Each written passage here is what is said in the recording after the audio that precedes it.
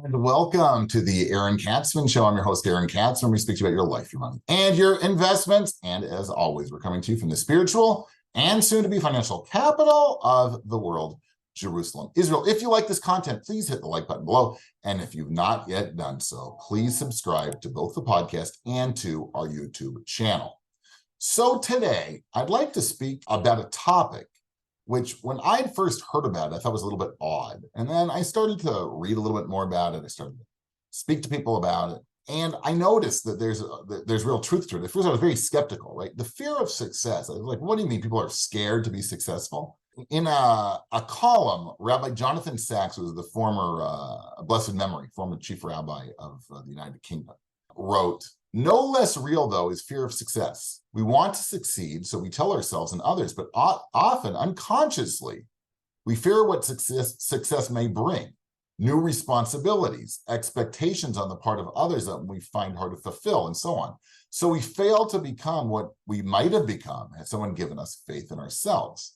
That's really interesting, right? We don't want to fulfill our potential. We don't want to succeed because we're scared of what that might mean, right? It's an interesting concept. Kendra Cherry, who's a psychosocial rehabilitation specialist, also speaks about the fear of success. And she says there are different things which are spawned from having it, like lower life satisfaction. She says one study found that this fear significantly reduced satisfaction with life, difficulty pursuing goals. Research also found that a fear of achievement was correlated with difficulties initiating and maintaining behaviors.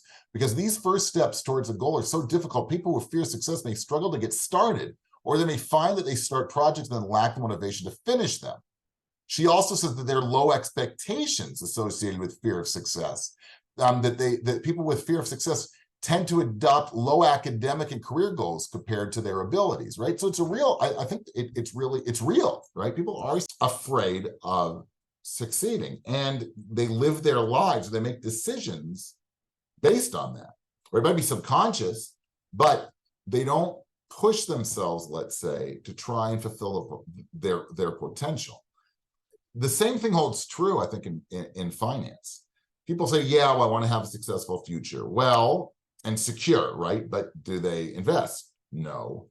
Do they make bad money decisions? Yeah. Right? Why do they do that? I don't know. Maybe because they don't really want to succeed. Because if they do succeed, there are going to be some unwanted potentially consequences down the road. Everybody says they'd like to be, a billionaire, right? How many times have you heard somebody say, yeah, well, I know that, that most people win the lottery, go bankrupt, and so on and so forth, right? And it's not so, as we say in ethics of the fathers, right? A lot of, we say in Hebrew, marbei nechasim, marbei da'aga, right? Lots of possessions, lots of properties bring lots of worry, right? But I know so many people say, you know what? Let me try, right? Give me the money. I'll prove the system wrong. And the fact of the matter is, it doesn't happen, right? There's a reason that lottery winners go bankrupt. People who come into sudden windfalls go bankrupt.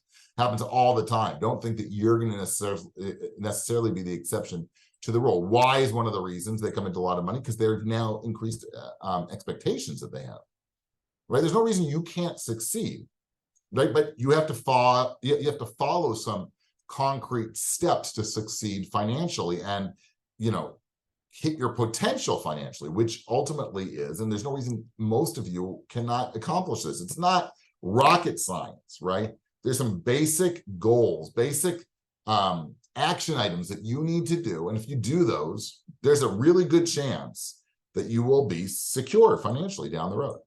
Really? Believe it or not, Katsman, what are you talking about? It's not only the rich people can do it. Me, I'm middle, I make a median income like everybody else. And, I've got a couple of kids, you know what? Excuses. If that's what you really want, if your goal is, one of your goals, right? It shouldn't be your only goal, but if one of your goals is to have a secure financial future, then you can do it, okay? Get on your butt, get out of debt, pay down your debts, get yourself on a budget, right? Don't spend more than you have coming in. Wow. Oh, my grandma used to give me that advice. We're now 2023. Things I'm supposed to go into debt, aren't I? No. Visa doesn't have to get rich because you make bad financial decisions. Start making good financial decisions, right?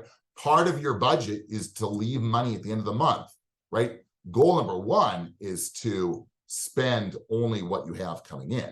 Goal number two is to spend less than you have what's going in so that you can put some of that money into savings and start investing in growing your wealth and growing your money. So that is the key way to ultimately have a secure financial future.